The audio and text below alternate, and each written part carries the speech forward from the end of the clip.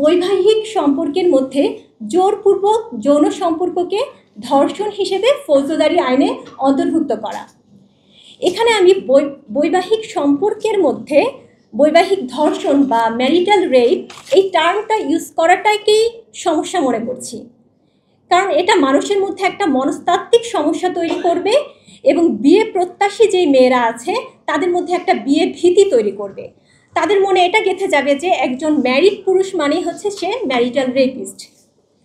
এটা সত্য যে বৈবাহিক সম্পর্কের মধ্যে অনেক সময় এরকম জোরপূর্বক যৌন সম্পর্কের শিকার অনেক নারীরাই হচ্ছেন এবং তারা একটা ট্রমায়ও পড়ে যাচ্ছেন, কিন্তু আইন করে কি এটাকে থামানো যাবে? এক্ষেত্রে মামলার যদি সুযোগ থাকে তাহলে আরও অনেক মিথ্যা মামলার সুযোগ হয়ে যাবে। প্রত্যেকটা সমাজে, প্রত্যেকটা পরিবারে, রাষ্ট্রে শালীনতা এবং নৈতিকতার ভিন্ন ভিন্ন স্ট্যান্ডার্ড আছে, কিন্তু আমরা যদি সাধারণভাবে শালীনতা এবং নৈতিকতাকে সংজ্ঞায়িত করতে চাই, যা ভালো, যা উত্তম, যা গ্রহণীয়, তাই হচ্ছে শালীনতা এবং নৈতিকতা। আর যে স্ট্যান্ডার্ডটা বর্জনীয়, অনুত্তম, সেটাই হচ্ছে অশালীন, অনৈতিক।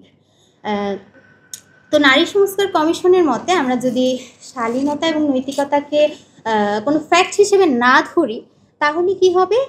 এই যে সামাজিক মূল্যবোধ আছে, সমাজ ভেদে, ব্যক্তিভেদে, পরিবার ভেদে, রাষ্ট্রভেদে কিছু স্ট্যান্ডার্ড আছে, এই স্ট্যান্ডার্ডগুলোকে সুস্পষ্টভাবে অবমাননা করা হচ্ছে। দেশ জুড়ে তোলপাড় ওয়ালটন ফ্রিজ কিনে আপনিও হয়ে যেতে পারেন মিলেনিয়ার। একজন নারী মূলত 6টি উৎস থেকে সম্পত্তির মালিক হতে পারে।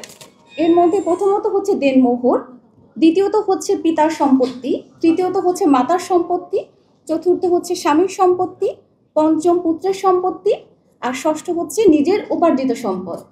এখানে উল্লেখযোগ্য, নিজের উপার্জিত সম্পদ স্বামী বা কাউকে দিতে নারী বাধ্য নয়, অর্থাৎ একজন কর্মজীবী নারী সে সম্পত্তির পূর্ণ অধিকারী। আরেকটি উল্লেখযোগ্য বিষয় হচ্ছে, একজন মৃত ব্যক্তির সম্পত্তিতে 12টি অংশীদার থাকে। এর মধ্যে 4জন হচ্ছে পুরুষ এবং 8জনই হচ্ছে নারী। একজন নারী যেভাবে হচ্ছে সম্পত্তির উত্তরাধিকার পায়, যদি সংক্ষেপে বলি, একজন মা যেভাবে সম্পত্তিগুলো পেয়ে থাকে, সন্তানের মৃত্যু হলে মা 6 ভাগের 1 ভাগ পাবে যদি মৃতের সন্তান বা ভাই বোন থাকে, আর যদি না থাকে তাহলে মা পাবে হচ্ছে 1/3। স্ত্রী যদি স্বামীর সন্তান থাকে তাহলে স্ত্রী পাবে হচ্ছে 1/8, সন্তান না থাকলে পাবে 1/4। কন্যা, একমাত্র কন্যা হলে সে হচ্ছে সম্পত্তির অর্ধেক পাবে, একাধিক কন্যা হলে সে পাবে হচ্ছে 3 ভাগের 2 ভাগ। ছেলে থাকলে কন্যারা পায় ছেলের অর্ধেক অংশ।